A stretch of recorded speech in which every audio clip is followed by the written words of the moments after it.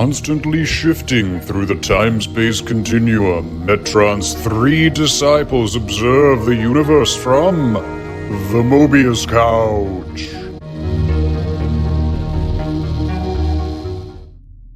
If everybody had an ocean across the USA, then everybody'd be surfing. Like California, you'd see them wearing their baggies, Warachi sandals too, and bushy blonde hairdo, surfing to the Mobius Couch.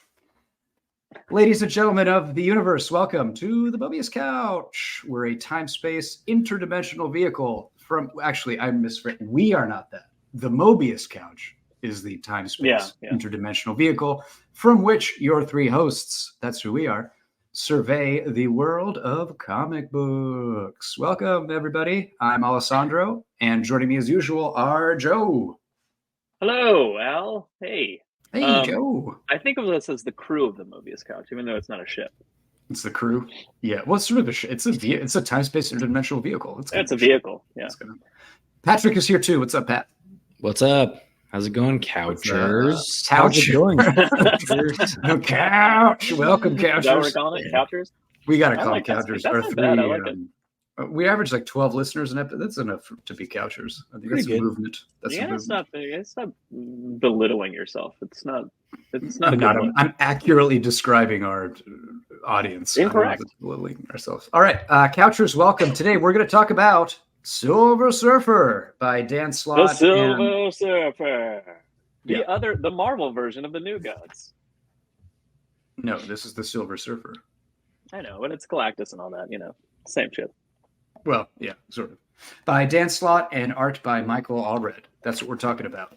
It is a 15-issue run, of which we read between 10 to 15 issues. So yeah. We were going to read the first 10. Patty went beyond to infinity. Went beyond. Much like the Silver Surfer and Dawn went beyond the border of the universe, Patrick went beyond. True. But that was a trick. Number of issues that we were supposed to do. Yeah. But that's what we're going to talk about. So if you haven't read it, be aware there may be spoilers. And if you have read it, great. Listen along. Let's dive in, boys. Who wants to go first on overall? This is our first segment. Do the spin, overall takes. Now you don't. I was going to leave it alone. I was going to not bother you with it. Is that not ready to? Why does it have to be awkward? I didn't have my hand on the button. Okay. I just said I was going to leave you alone. Okay. That was a good transition. We did the transition, and this is our first segment. We did it really well. We're never doing it again. First segment, overall takes. Joe, why don't you go first? Why don't you guys go? All right, I'll go because I think I kind of liked it the most of the three of us. But I think what it comes down to is kind of silly space adventure, which I sort of had fun with. I kind of liked how not stupid, but kind of spaced out and like unconnected to humanity he was as a character. And then I thought Dawn was an interesting character, sort of. Enough to make me kind of care what was going on, I guess. But I'm just a really big fan of Mike Allred's art. I've always really appreciated it, even though I've never really read any of his stuff other than just gone like from afar in a comic shop and been like, that Madman comic looks really cool. I'm not gonna buy it, but it looks really cool. So I guess I don't know. I've never given him time to like appreciate his work. I mean, I've seen him do a lot of stuff over the years, but for some reason, I just wanted to, dive into something he had done, and Silver Surfer seemed like a fun version of that. And I guess I was kind of just taken away by the art for the whole time. It's very cartoony, but I sort of just enjoy his storytelling techniques as well as his style. And I guess story-wise, it's pretty weak. It's kind of like it's issue by issue. Some of them are even like one story within an issue. Like they have a little mini adventure in one issue or two. I mean, I guess in the grand scheme of things, it was kind of fun. I would kind of like to have read 11 through 15 just to kind of see how it wrapped up. So I probably still will, but that's enough. That's a fill, like I wouldn't be anything after that. So I'm kind of lukewarm on it. It's not an A, it's not an F, somewhere in the middle, like a C, like just, it still passes. It's just not great. Boys, Patrick. Kate? Yeah. I'll go. No, you're good. Good. Okay, I'll go next. You can be last. Last is an honorary position. That's good for you. Sounds good. Okay. Yeah, I liked it kind of less than you did, Joe. I mean, it was okay. I enjoyed it. It was a decent read. It's a very adequate run. Yeah, I think what I wish I'd gotten more of is because I've never really read Silver Surfer comics. And so this is a similar reaction I had way back when we read Jeff Lemire's Moon Knight, where it's kind of an interesting new twist on a character, but it feels like a side story not ingrained into mainstream canon. And like I'm not really getting an introduction to what the character actually is in the Marvel universe. And I had that similar reaction to this. It just, or kind of, I don't know if you read Tom King's Supergirl, Girl of Tomorrow, or Woman of Tomorrow. Girl of Tomorrow, Woman of Tomorrow. Woman of Tomorrow. I think it's Supergirl, Woman of Tomorrow. Woman of Tomorrow. I didn't finish it. I read the first half. Yeah, so I liked that comic.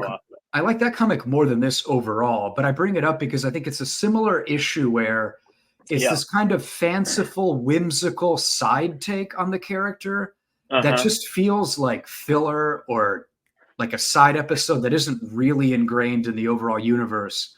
And so as someone kind of looking to read his first time Silver Surfer comic, I felt a little bit unfulfilled by what. Don't get me wrong. I'm right there with you on that note. But second of all, I also don't read a ton of Silver Surfer. So like I have almost no like direct reference to Silver Surfer and how I mean, maybe a few issues I bought randomly at the comic shop when I was like 7, you know what I mean? Like a million years ago. But I mean, like, I don't remember them, and I don't remember what the character was really like, other than just kind of like vague passing references to him in like Fantastic Four, or you know, and most of those have been like in the Ultimates or something, you know, like in a different version already. So I don't really have a frame of reference either, but I do get that impression that it's not like a solid take. Or it's an interesting take rather, but like unless you know the character, it's less interesting, you know. Yeah, and so just to wrap this up, I mean, it was a fine run, and I enjoyed the characters and everything, but it was just a sort of fanciful side quest. It felt like that, you know, I kind of wanted a little bit more. Allred's art is, I mean, I enjoyed it. It's kind of like an Archie comic almost. It feels sort of like a 50s Archie comic. He reminds me, he's like Jeff Smith who drew Bone, and I've always appreciated him as well. But it kind of goes back to like a pure kind of comic strip style of storytelling that I really enjoy, and usually sequentially those kind of artists are a little better than the flashier artists of like, say, like some of the hyper realistic like Brian Hitch or something like that, you know, like. And that's what I appreciate, I think. More than... And it may, so I don't know if it was a reference to, because it's a Silver Surfer comic, so I don't know if they wanted to go with an aesthetic that's kind of a 50s surf culture, Beach Boys, Archie, SoCal 50s, that kind of aesthetic is why the art looks like that. But anyway, it was fine, but it didn't quite grab Dawn is from a beach town, but I mean, not a New England beach town. Cape Cod. That's Anchor Bay. I'm just saying, she lives on the beach in the water. It's not like it's not a surfing town, though. I've lived in Massachusetts for 4 years, and no, thank you. If you aren't trying to get out of Massachusetts, you've got issues. But that's not a topic for this episode. Patrick, how did you feel about Silver Surfer? So kind of similar to y'all. I did really enjoy the art. I think I'm in the same page as y'all, where it felt like it was like an old-timey romance comic that was kind of more directed to girls back in the day, and they used that style, and they took the Silver Surfer, like who I don't know Superman's too much about. girlfriend Lois Lane comic. Yeah, kind of stuff like that. The art style is it does remind you of Archie, but I still really enjoyed the art. It's not, I think binging this run does a disservice to it, because like Joe said, a lot of the stories are self-contained into one issue, and it's kind of like a slice of life story, but like on the cosmic scale. Like they're not necessarily doing anything earth-shattering. I mean, I guess towards the end they do stuff that's earth-shattering. Well, they literally shatter Earths. Yeah. I mean, they shatter planets. Well, quite that literally. wasn't them. No. But it's planets get shattered. It's more about they blew up a planetoid-sized city. It's more about like the Surfer's relationship with Dawn, this random woman that comes into his life. He's the most like I've always known him to be one of the most powerful characters in Marvel. So like having a conflict that he can't handle is, it's got to be some sort of super powerful cosmic entity. So a lot of it was just kind of him handling things and Dawn not liking how he handles things. And I really loved his personality. The first 5 issues I thought were fantastic. I think the comedy, Dan Slott really nails the comedy with it. I thought it got a little bit lost because the 6 through 10 goes into a storyline about, it gets a little darker, and it didn't really, the tone didn't really match the art. And you went from kind of, you're still kind of getting comedy beats, but also like being reminded that the Silver Surfer has helped kill trillions upon trillions of people, which again is an interesting thing to talk about and to think about. But that's something I wanted to bring up later, but go ahead. But in that context, a little strange. I like that. Again, don't know much about the Silver Surfer. Maybe his surfboard has always been sentient and always had a personality. I like to my knowledge, no. I think that's new. Well, but I have a question. Was it sentient? I think we could argue. Yeah, it was definitely reflecting back like emotion to them. Yeah, I liked how their actual face. Like it was taking their image and making it its face to like reply back to them without speaking, and which it was definitely listening to them. That was a cool little effect they did with the art. How the reflection and the issue when they went, I like that too. The issue when they went into the void of darkness or whatever, the board and him were sharing memories back and forth of Dawn. So like clearly he was like, but I thought that was more okay. I misinterpreted that as just being a reflection of the Surfer, actually, and not the. No, he was literally like, "You go that way, I'll go this way. We'll both think about her." And he was like, "I can feel you thinking about her. What's your memory?" And then like the next memory would be like the board's memory of her. Anyway, into the weeds on that one, Patty. But it was cute. I read all 15 issues, but it did. Again, binging it's tough to binge. I think this is something you pick up issue by issue. I don't think it. If you do binge it, it's a fast read, but it is a fast read. But like it is kind of, it is a little bit boring, and I feel like if you binge it, it's not boring. I actually read it twice. I binged it and then I went back and kind of read it more slowly because I really did not like Dawn at all the first read through. I thought she was really annoying, but on the second read through, she has a few little one-liners that are pretty great. So it's so like Patrick to hate the female character. This is every comic is that journey of you start out hating her, the claws come out, and you don't like the female character. You're like, who's they this win you over with the Silver Surfer? Exactly. Like, I like her. And then they win you over. It's the same journey every time, Patrick. What? Anyway, I would give it a solid B-. I don't know if I would. Sharon Carter's a bitch. I hate Sharon Carter. Why is she in this comic? That's every time we do this. Sharon does suck. Yeah, Sharon's awful. Sharon sucked. Come on. She did. She was poorly written and not well used in that. She did sort of suck. But it was fun. I had a fun time with it. I liked getting into it more now. I liked. Sorry. Time out. Before we begin, we've got to set context. We like to talk about creative teams and context. So we mentioned Dan Slott. I Wikipedia'd him. So unlike Ed Brubaker, he did not grow up in Guantanamo Bay. Dan Slott was born in the United States and grew up there. That's all Wikipedia says. Pretty suspicious. Guantanamo Bay is ask me. That is suspicious. If someone says, "Oh, I was born in the United States," and that's all you get, that's suspicious, but okay, that's where Dan Slott is from. He's been a longtime Marvel writer. He's done some DC too, but big time Marvel writer. And this run we're talking about was from 2014. That was the Silver Surfer. Now, in terms of Mike Allred, he is from Oregon. He got started in the 90s drawing comics, did some Dark Horse stuff. I don't know if you knew this, but he appeared as himself in the film Chasing Amy. 1997. I did know that. Yeah. Interesting. Little trivia note about Mike Allred, and that's it. That's all I can. Again, I've glean from always Wikipedia. appreciated his work. I've just never picked it up. It's never been like something I'm like, I want to read that comic. It was just like, that guy's got a really good style. I really like it. You know, like, and I just, for whatever reason, I've just never gotten into what he's done. Yeah. Chasing Amy, I don't know if you've ever seen it, but it's about Ben Affleck turning a lesbian straight and then dumping her because she's had sex before. That's what that movie's about. I don't know if you knew that. I'm not making that up. That is the plot of that film. I saw it as a kid, and the only thing is that the one that they go. Maybe I'm confusing with Mallrats. Maybe is there a woman that tells They're the very future with all the the same third people are in it, nipple? so it's hard. Maybe No, that's Mallrats.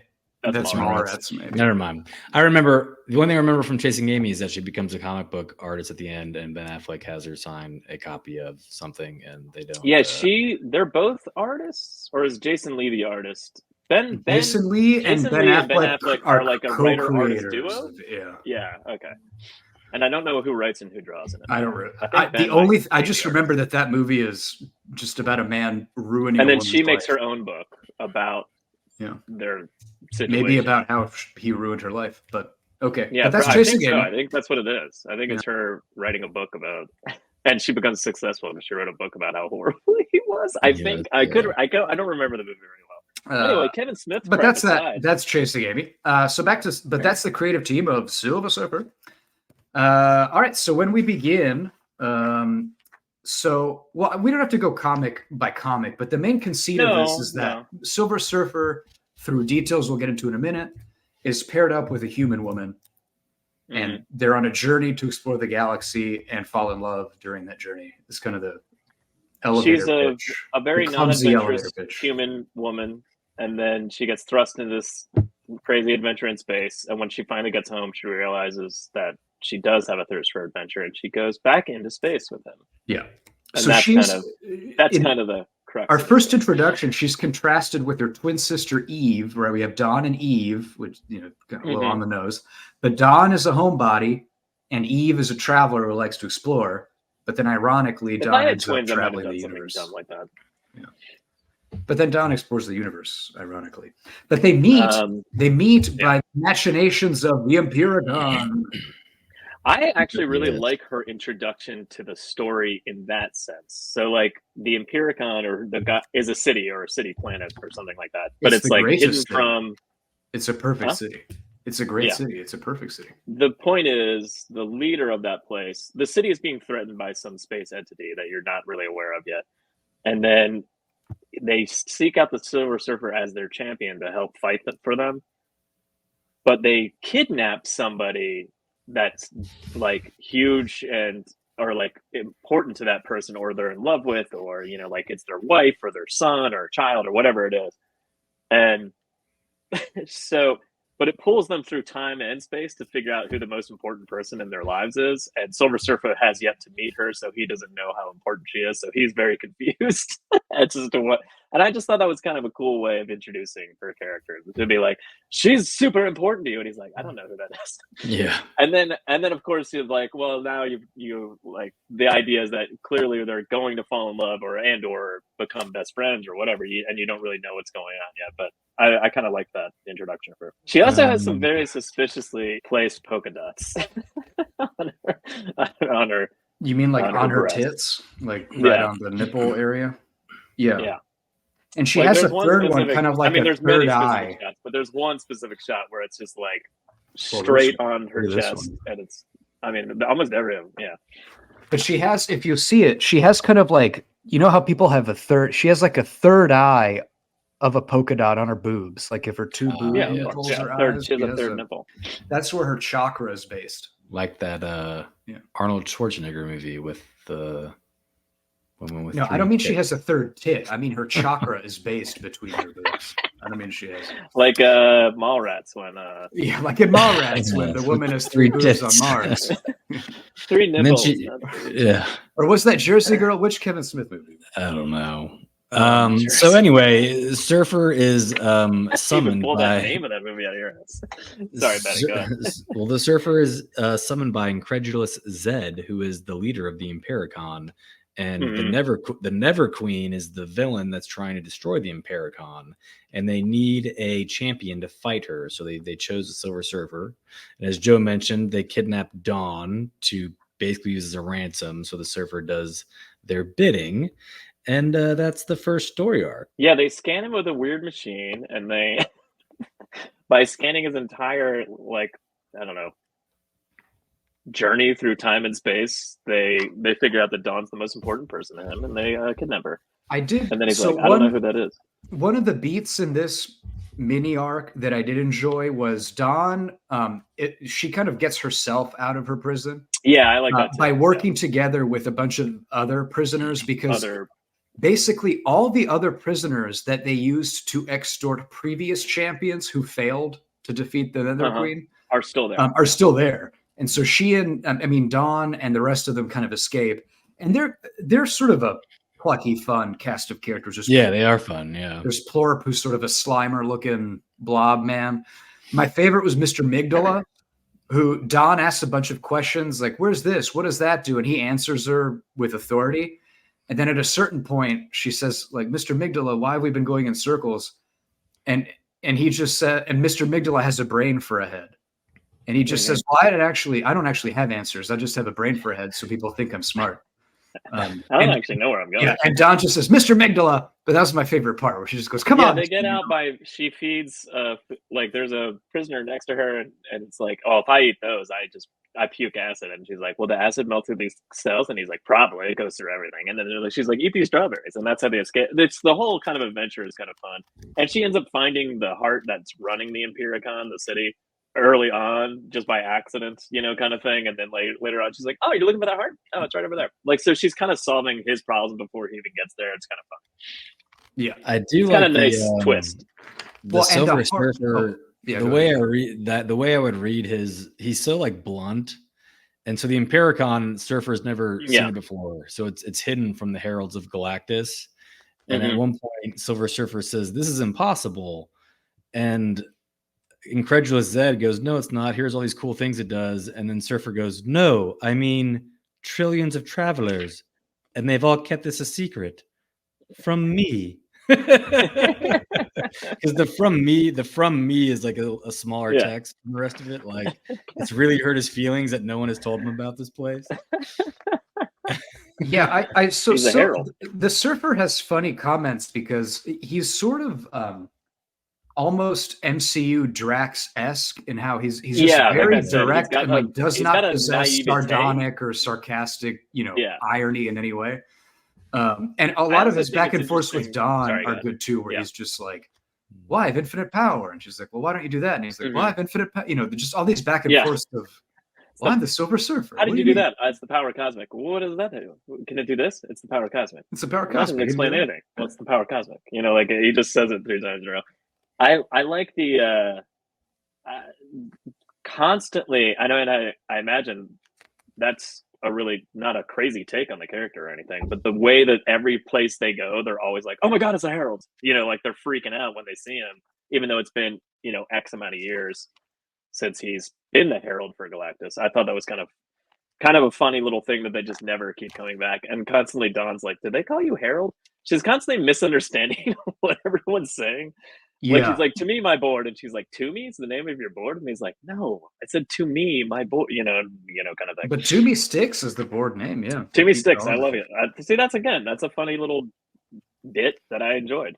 And yeah, I don't know how I feel about the conflict in the first start, because this whole idea of the Never Queen, who's the queen of possibilities that won't happen.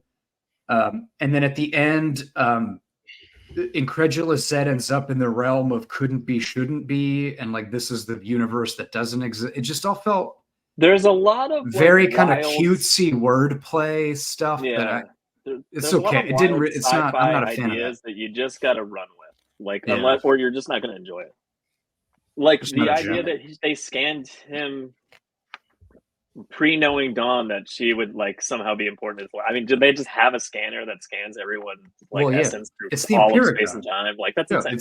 It's the most incredible city in the universe, of course, just the Imperial. Oh, well, I'm just saying, there's a lot of those MacGuffin type things, and you just kind of roll past it and just go, all right, Yeah, Or, but I do that's like how he immediately doesn't try to fight her and just goes like, he just blows up the cameras that were following him to watch him.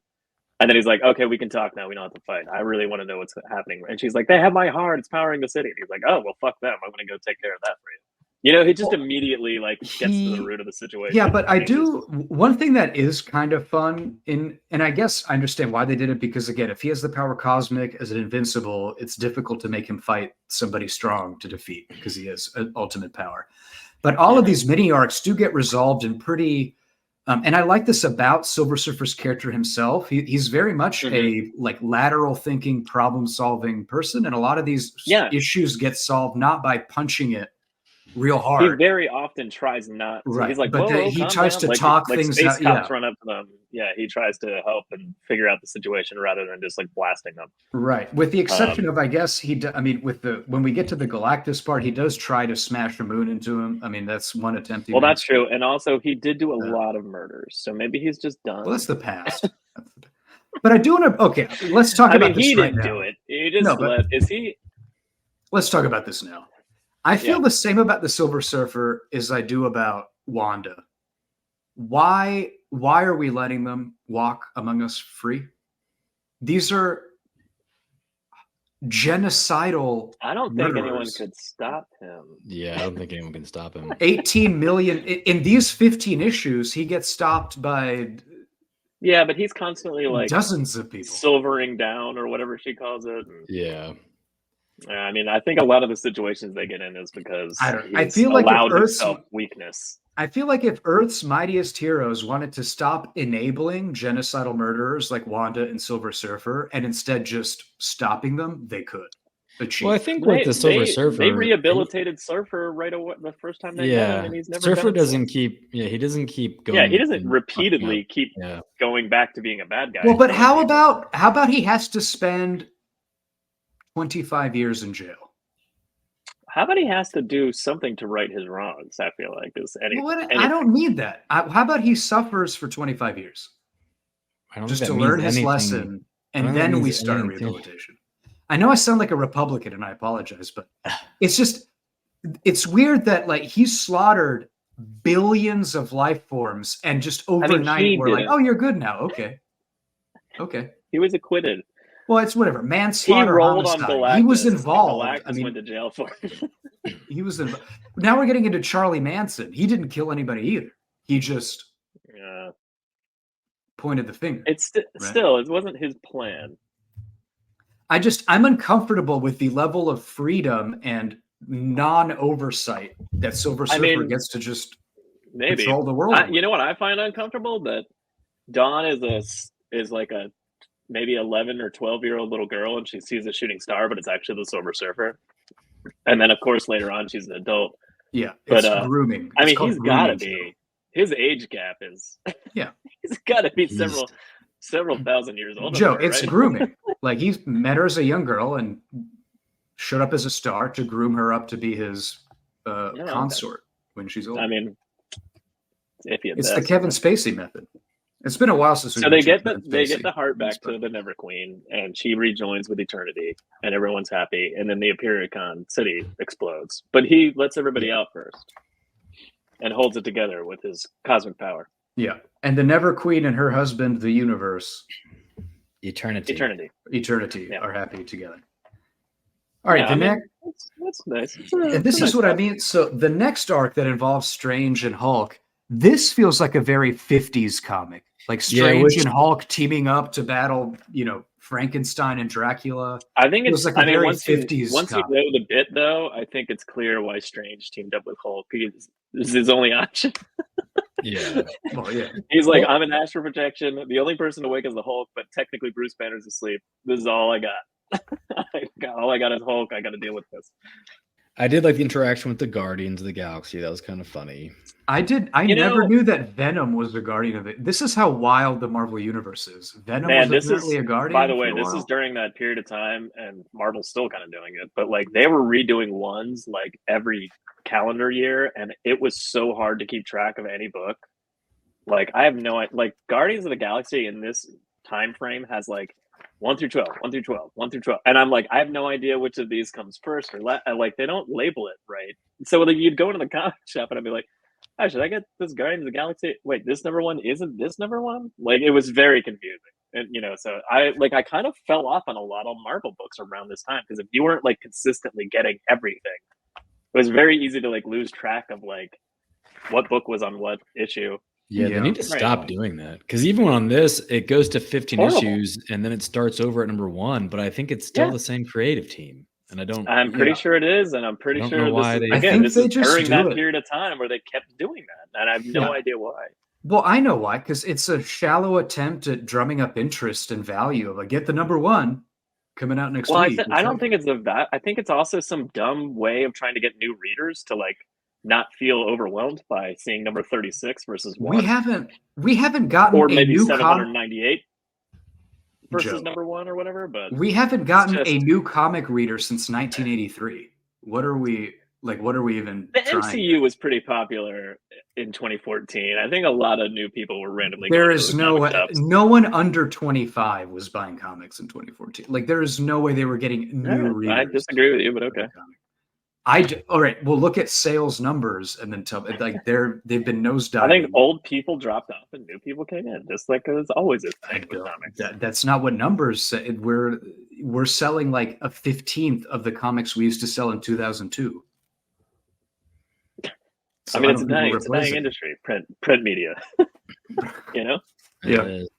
All right, but back to this. So Dawn and Silver Surfer. Oh, yeah, go ahead. Guardians of the Galaxy. Well, they go past the Guardians of the Galaxy are basically like customs, like going through to get to Earth. Anyways, it was a little fun banter.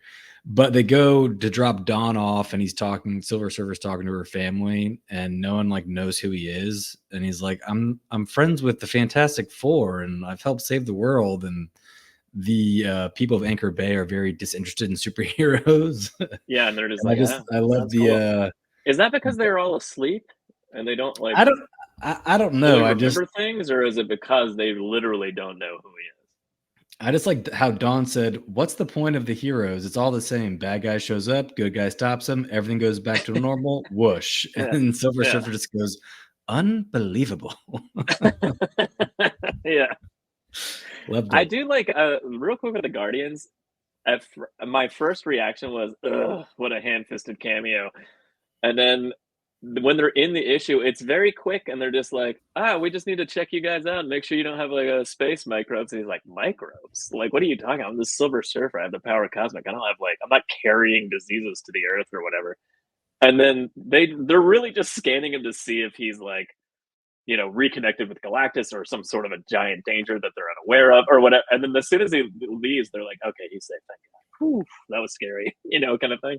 And I was like, that was fun. That was a fun little use of them without, I don't know, really shoving them into the issue because they're only in like a few pages. Captain Marvel's there, and they're talking about the Impericon. She goes, "The Impericon, I've heard of that. It's that new holiday planet. How was it?" And Dawn goes, "It was lovely." And Captain Marvel goes, "Worth a visit?" And Silver Surfer says, "Not anymore. We destroyed it." He doesn't mean it in like a fuck you way either, though. That's what I think I love about it. He's just like, nope, it's gone. Like he's just being matter of fact and blunt. And that's but it's also a herald of Galactus saying we destroyed it. Yeah. So that is funny. Okay. Well, that's why Captain Marvel says, "Of course. Why am I not surprised?" And Dawn said, "What does she mean by that?" And he says, "Come along, Dawn. I've had enough of this. Let's get you home." Anyway, I enjoyed the first 5 issues a lot. The and at this point, there, they're not like tooling around the universe together. He's just taking her home as like a pledge to keep her safe, kind of thing, which I kind of like too. Like again, it's not like it is kind of. I mean, one issue singly later, like she goes back out into space with him. But I did like that it wasn't like, I don't know, we're in space and we're going to stay in space and everything's going to keep happening. He does try to bring her home, and then she's like, "I'd actually like to go back with you." And he's like, "You do?" Yeah. And the little naked boy in underwear riding the surfboard was funny. They're like, "Get down before you break your neck and put your pants on." So the twin girls, so Dawn and Eve, like 10s, right? They're very attractive. Like they're hotties. They look good. Their dad is one of the ugliest men I've ever seen. He's a bit. I mean, how does that work? how does what did their mom look like if breeding with the dad produced that? I mean, don't know. they're the younger generation now. They keep it tight, He's let himself go. I guess. I don't know. That the dad is he's quite cute, but also clearly has an unhealthy codependency on his kids for sure. Yeah, well he relies on them to run his B&B business. It doesn't seem like he's doing much. He kind of relies on them to be co-manager. Emotional, but he doesn't. Dawn does everything, and then Eve does all of the publicity. I mean, does she though? She says she does. Isn't she just traveling? I'm going to take her word for it. I feel like that's a Nepo baby, and she just has a job. Well, they are Nepo babies. They're working. I mean, they're definitely Nepo babies because they're doing the same job. In her case, she's not actually doing anything, really. She's just getting a salary to be the marketing person. I don't know. I guess the one thing, the dad is a good cook. Apparently, he makes a good clam chowder. Yeah. So the whole... While they're on Earth, you come to find out everyone's asleep, and it's a nightmare situation. Literally nightmare. I mean, the character, and his nightmare is that he can't leave Earth again, and he flies up to space and gets stopped by an invisible barrier, and he freaks out, and he flies right back down to her house, and he goes, "To me, Dawn Greenwood, now!" And I'm just like, because his reasoning is like, "Well, she got me through the barrier one way. If I take her back into space, she'll get me out." But the part of him wanting to take her home is completely gone. He's just like, I can't be trapped on Earth again. Fuck this. He's like, I'll just have to take her to space. I mean, in theory, he could drop her off with the Guardians of the Galaxy and they could take her back or whatever. But I mean, I was just like, it was so funny how quickly his principles just disappeared when he thought he was trapped back on Earth. And he was just like, flew right back down to get her. And she's like, I can't leave. What the fuck's wrong with you? She stands up to him a lot in like a quirky, fun way, too. She's like, I'm not talking to you right now, and closes her bedroom window. Yeah, I mean, it's sort of that classic construct of she has no patience for his grandeur or ability. Yeah. She's just, kind of has this like, naive view of the power cosmic. Yeah, doesn't matter to me. Just act right. She's pretty funny because he goes, "To me, Dawn Greenwood," and she goes, "Wait, did you just say to me, Dawn Greenwood?" And his response is, "I would have words with you." Yeah, I really enjoyed. Like, you did. You totally to me. Yeah, but the villain, I guess, not really a villain, but the problem we find out is just that the Nightmare King is asleep. And if he doesn't wake up, then the world shall live in nightmare for eternity. And then I like how when he wakes up, he's like, again, it's not a fight. He's just like, oof, thanks for helping me out. I wouldn't have wanted that either, because what's the point of that if I'm not awake to have fun with you and make a mess with you? I thought that was funny. I also like when the Hulk, who looks like Bruce Banner but is really the Hulk, tries to sign in and just breaks the pen at the end. You sign this, and he's like, I can't sign this. And Dr. Strange is like, but I'm a phantom right now. Like, I can't pick up a pen. And he's like, all right, fine. And he just breaks a pen all over their little book. I mean, the dream sequence thing was kind of a fun thing, and also sort of just a fun way to be like, hey, Silver Surfer got to meet her family, and like he's sort of trapped there, so he's forced to stay there instead of just zipping back off into space, and then it kind of makes him appreciate her more, and the whole thing. Yeah. Also, it makes it's the first time she makes him silver down, so he can try food and enjoy it, kind of thing. Yeah. Also, the dad says she can go with him, so it's okay that he's 12,000 years older than her. Yeah, clearly. I mean, so it's okay because the family's cool with it. So yeah. I did like the. How old is the Silver Surfer? I mean, he's killed. I don't know. He's not like immortal. Right? I mean, he's not ageless, right? He's not immortal, but I mean, like, no. They said he's well, how many years was he flying around being Galactus's? Oh, so maybe he is old. If it's been hundreds of years, what I'm saying. Like, I feel like he's been doing it for a while, but I mean, I don't know enough about him to know. He's 13 billion years old. Oh wow. Is he really? That's wild. So the universe, I think, is 14 billion years old, right? So he's been doing this. So Galactus has been going around eating. It must from it must that be some long? other. I think he gets thrown back in time or something, and but like instead of moving forward in time, I don't know. You know, the new MCU Fantastic Four movie is going to have a lady Silver Surfer. That's bullshit, man.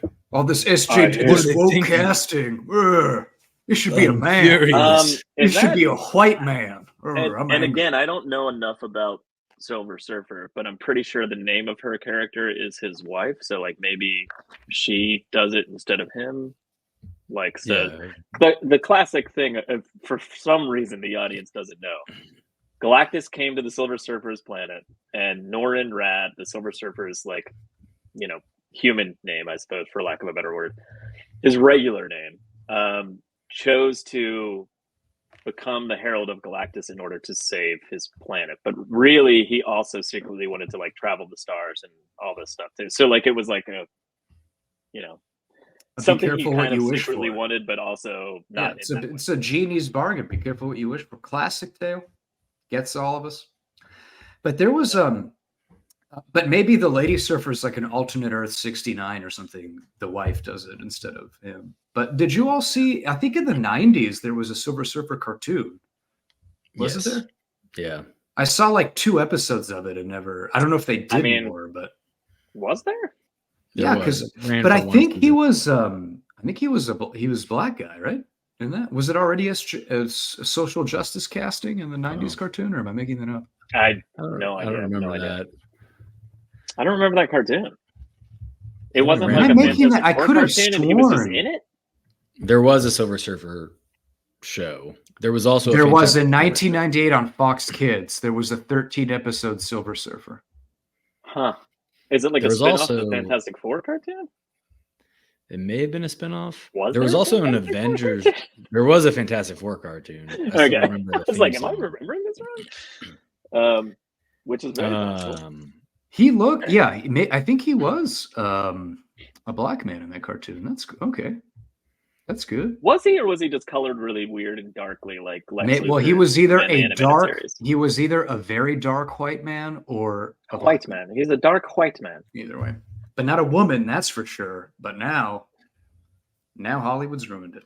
I'm being sarcastic. It's fine. I really couldn't care less how they cast a Silver Surfer. I'm just kidding. Also, I feel like it's like so early to give a shit about what's going on with that. Like, I would never even.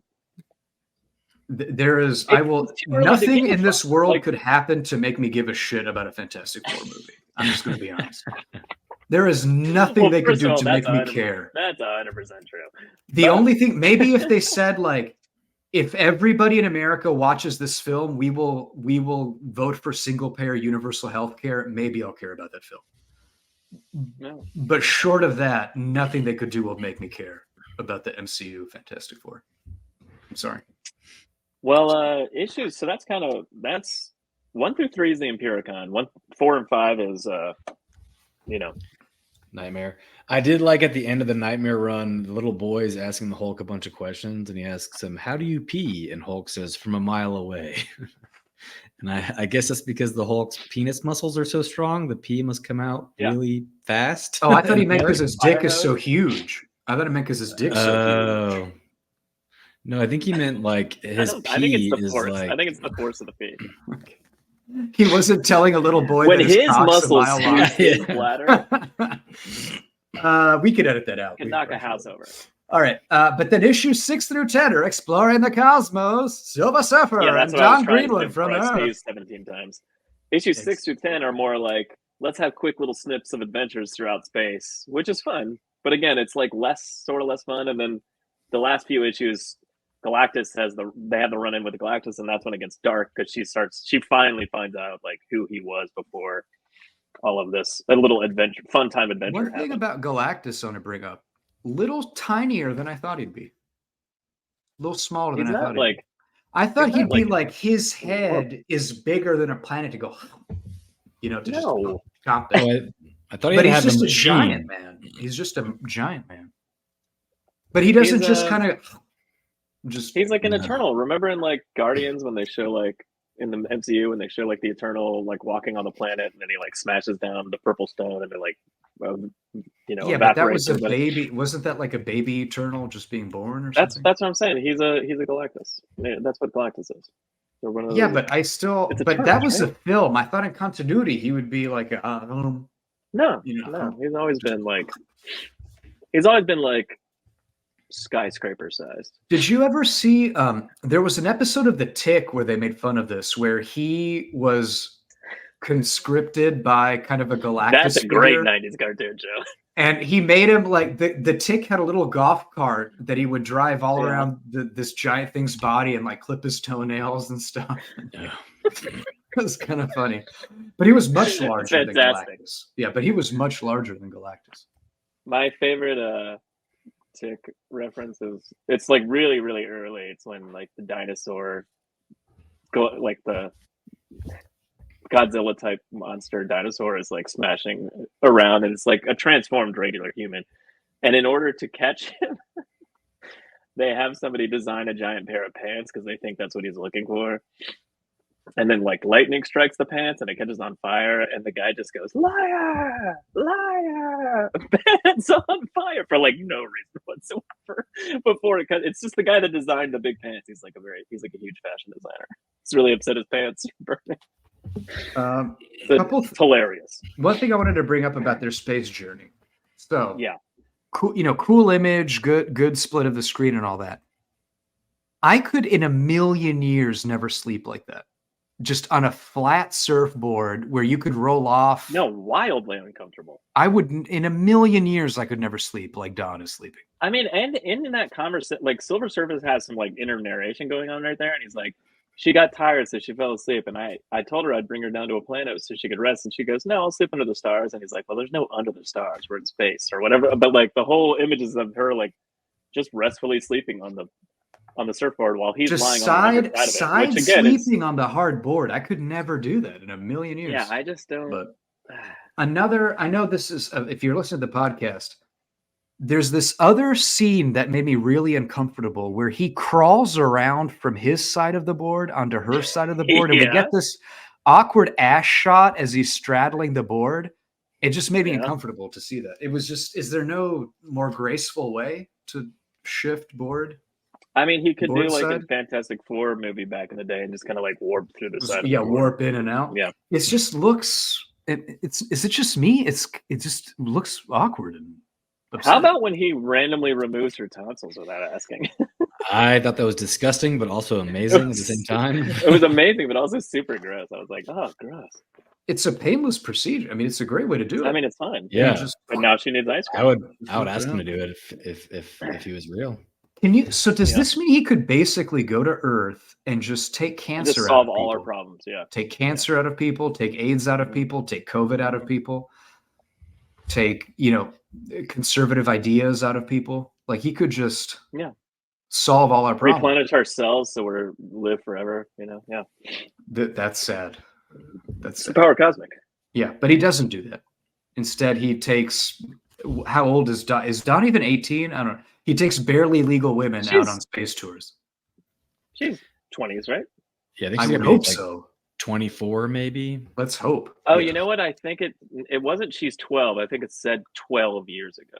So she's 24. She's like, yeah. Okay. So I guess it's not barely legal. That's still pretty young. Anyway, he could be removing cancer and instead he's traveling. He could be solving a lot of our problems, and instead he's traveling the world. He's got it's fine. Adventures to go on. But we do a little adventure. But so this last little section does get into a little bit of extended Silver Surfer lore because we are kind of introduced to the struggle he had with serving Galactus and trying to break free of those chains and all that. Yeah. The whole arc begins with basically Dawn makes some comment like, "Oh, I'm so hungry, I could eat a planet." And Silver Surfer's like, "Oh, don't say that. That triggers me." He says, "Never word it that way again." Yeah, never word it that way again. She goes, "I meant go down to a planet so I can get some food." And he goes, "Oh." I did like, so she requests that because he violates her by taking her tonsils without asking, she asks him to make up for it by giving her the best ice cream in the universe. I did kind of find that planet interesting, which they go to basically a planet that's only inhabited by the best people in the universe at any given thing. Mhm. And that was kind of again, it's a little bit like But it whimsical, also, farcical, I but it's love kind the of a idea fun that conceit. also part like number 2, 3, and 4, and 5 were there too, but they're just waiting for their time to Yeah, step they're up to just number 1. and that's another one where I thought it was a hilarious concept. Warrior 1, who's the strongest warrior, actually basically defeats Silver Surfer, but they defeat the warrior with kind of ingenuity and wordplay, where they take away his number 1 badge, so that means that number 2's in charge, and I like how so all they don't kinda have use funny force, right? uniforms too. Yeah, but Like, okay, I did but that's like, kind of a fun little story. But Safety Inspector 1 looks like he's wearing bubble wrap as his clothing.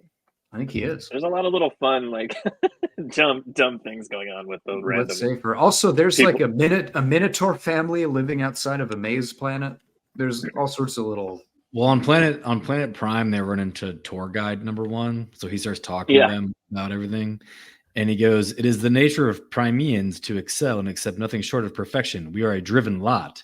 And Silver Surfer goes, "Most admirable, a society of perfect people, so much better than the alternative." And there's so much better than the alternative is like a smaller text, like he's saying it to himself. Like I think he's Yeah. realizing he's like, oh, they probably practice eugenics on this planet. Yeah. They murder people that Yeah, don't he's live up starting to to like it. think it Yeah. over. He's like, wait a minute, Like, this wait a minute. Right, but then after that, they land on a planet. Well, they do a few more little whimsical adventures, but then they land on a planet which is populated by refugees who survived planet extinctions caused by Galactus. And this is I where do kind like of the Dawn little, Greenwood. and I have it up on screen now if you're watching on YouTube, but like, I do like the little side things of like, she's like, she pauses him and she's like, hey, what's that? And he's like, oh, that's 5 stars, like, you know, interlacing with each other or whatever he's describing. He's like, I'm really glad you pointed that out. I've never seen anything like that. This is crazy. And I would have completely missed look at it his 'cause hand on I her don't pay butt. attention to shit like that. Look at his hand on her butt. Hands on the surfboard. Come on. Also, at this point, he loves her. I have a question for you. If I'm you not going to were have in I don't know this anything about situation- Marvel Comics. I'm not going to have an answer. Well, it's not. No, I mean, it's. How do you feel about this? If you're in this situation, put yourself in Dom's shoes, and you find out that he's who he is. Does your brain even? Can you even like wrap your head around that? Like, Yeah. it almost can you?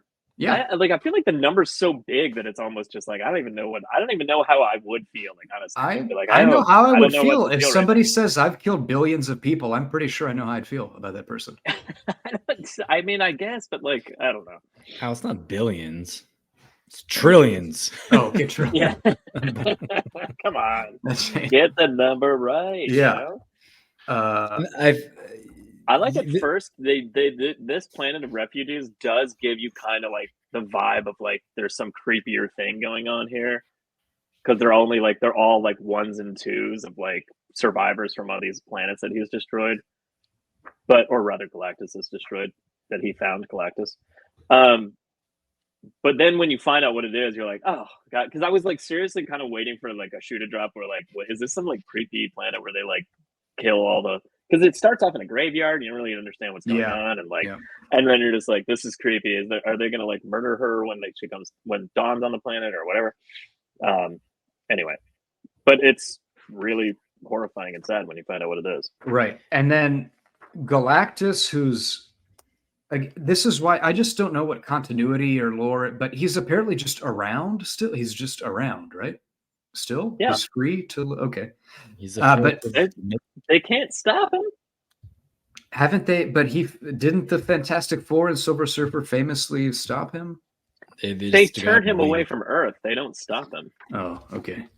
Well, he's around and he sees the Silver Surfer's trail and now decides to follow it, even though conceivably he's always been able to see the trail. But I think it just chance, like he happened to be nearby.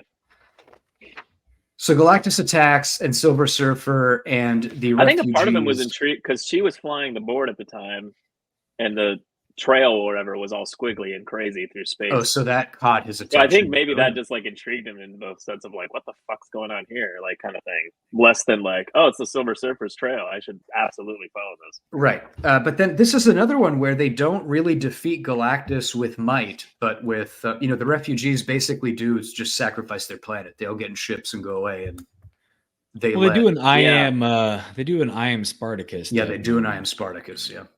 Where they all agree to be his herald, and he doesn't want any of them because they're not good enough because he's eating their they're planets. They're remnants. What good is that? They're remnants. But he does want Dawn, though. Dawn's a juicy herald. Yeah, because he hasn't eaten Earth. Yeah. But so it is, they Surfer goes up to protect them, even though he's, lost Dawn's, I don't know, love, adoration, respect, whatever you want to call it. And while that's happening, they're trying to figure out what to do with all the children and all the people from the refugees. And basically they're like, we got to get in our ships. And like most of those ships are really old. Like they've been there for a long time surviving, kind of thing. But it's pretty sad actually that they lose their planet. Oh yeah. And I mean, Galactus just burrows in there and starts chomping. A quick question though.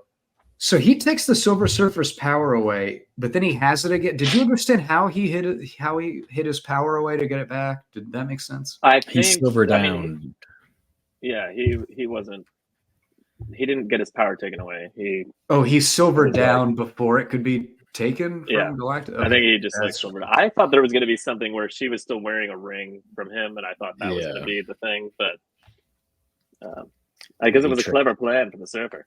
Yeah. So those are the 10 issues. Galactus, every time, I don't know if you saw this, but every time Galactus talks, there's like shit coming out of his mouth. That's disgusting. There's little like spittle and pebbles always coming out of his mouth every time he talks. He's very hungry. Look at that. He's very hungry.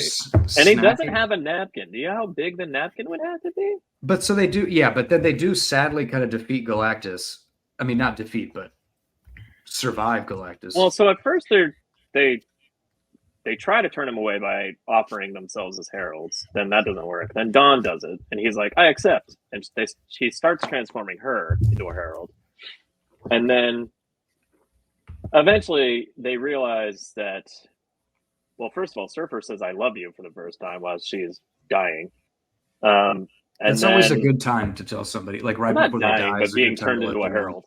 It's important not to reveal your emotions directly to the person you care about until the last moment. It's it's key to not express that to them while they're alive. So the refugees that Surfer caused their pain and anguish in the first place offer their planet up to Galactus instead of her, So they save Dawn by offering their planet to Galactus. And they just all leave the planet. That confused me because not that I know a lot about Galactus, but I thought like part of the deal. Well, he doesn't care about having a new herald. He just wants to eat. Yeah, but I thought he had to eat. Just let us eat. Why don't they just go eat uninhabited planets then? Because they're not as good, dude. I assume that's what he does a lot. Why was the Silver Surfer taking him to planets full of people? Because they're the best ones. I don't know. Do you want to eat a filet mignon steak or a dog food? Resources, and that's what he needs, or something. And barren rocks aren't as like satiating, maybe. Yeah, I mean, Patrick, do you want a filet steak or do you want dry dog food in a bowl? Well, that's what one of them's going to taste better. I thought like Galactus needed the life energy of things to for sustenance. I didn't realize it was just like he just eats giant rocks in space, and that's. Well, he needs both. Maybe this time he was like, I'm okay with just eating the rocks, but generally I do enjoy people. Also, these weren't good people to eat. There were leftover drabs of previous planet. Like, they're not that appetizing. They're not good people, Patrick. They're not good people to eat.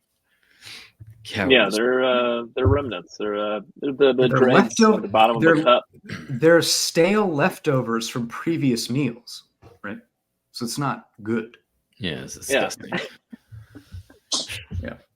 And then that's the end of and then there's 5 more issues in this run that I I didn't read. Patrick, you read it. I don't know if you want to offer any. Yeah, insight Patty, into since we're those. never going to return to this, why don't you just quickly sum up 11 through 15 and let us know how you feel? So they go looking for another planet for these people, but because it's all different aliens, like every planet, it'll end up like 1,200 out of the 6 billion people are allergic to the atmosphere, so they have to keep shifting planets. It was kind of interesting because the blue guy who's in charge, he has a plan where The three glasses. Yeah, he has a plan where he's going to like blow up the ship with the 1,200 people that are allergic to the last planet they were at. And Silver Surfer finds a better planet and he feels bad about it. I thought it was interesting. The last 5 issues though is like really Dawn. That's just as dark as what the Surfer was doing. I think that was kind of the point, was like it was these side that, characters like, also had like darkness in them. But yeah, they're on the time loop, and Dawn, it got kind of redundant because it was like she couldn't figure out her feelings for Silver Surfer for 5 issues. I was going to say, how does that resolve? Yeah, they get together and they go explore outer space together at the end, and it continues into another. And then it circles back to Incredulous Zed from Impericon, because he was banished to the land of never could be, never should be, or something. And there's another character called Glorian who is kind of similar to Silver Surfer, where he is the servant of the Shaper of Worlds, who is a cosmic cube that is sentient and has become like a Galactus type person that can like modify reality. And so this ends during Secret Wars. So like when Secret Wars is happening and everyone's on Battle World, like Eternity is Doctor Doom, and it just has one planet inside of it instead of an entire universe. And Glorian is he basically gives Dawn the power to recreate reality. So she's. You mean the modern Secret Wars, right? Yeah, the modern Secret Wars that kind of like folded the Ultimate Universe into the main 616 universe. So it kind of ties into that in a weird way at the end, but I kind of did get a little bit bored with the last 5 issues. I was kind of binge reading it, trying to get through it, and again, it's not the most action-packed pacing. But it does reveal where Incredulous Zed went and who the hooded figure was on Impericon and stuff like that. Oh, okay. But yeah, at the end, they decide that they don't want to live in the world they created with Glorian, and they want to go see what the new world looks like post Secret Wars. And nice. Patrick, sorry, I don't know if maybe you have to repeat some of that, because I was getting weird feedback in my earphones in that last little bit. It sounded a little bit like, does this pass the Bechdel test? The Bechdel test. The Bechdel test. Does this pass the Bechdel test? The answer is probably no. This was the no. I don't think it. No. It does, though. It does. When does it pass the Bechdel test? Yeah, it does. Dawn and Eve have numerous. They have 2 panels. They have 2 panels of dialogue. Also, Dawn has plenty of conversations with those alien mother, whatever, and mother and children. Yeah, it definitely passes. She talks to the warrior woman with the pink and black, kind of like alien looking woman.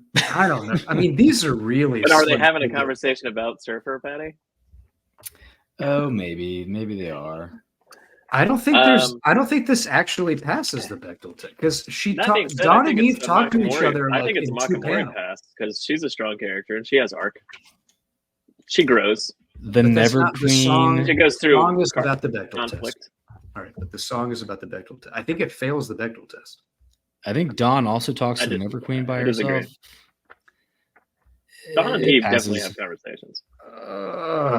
I don't know if like a single panel of Dawn and the Never Queen saying hi counts as the Bechdel test. It's got to be a conversation that 2 women have. Yeah, it's not just like a single panel where you see 2 women. I think it passes the spirit of the rule and not the letter of the rule. I mean, you get the whole thing with Dawn and Eve. For a comic entitled Silver Surfer, I think it does a pretty good job of passing that rule. I don't know. It's right on the edge. I mean, it passes the lamp, like the sexy lamppost and all those tests. It definitely passes. Oh yeah. I mean, Mike Allred, and he does the art with his wife. I mean, come on, you can't ask for more representation. Yeah, there's a whole bit with the Never Queen and Dawn talking about like what she wants out of life and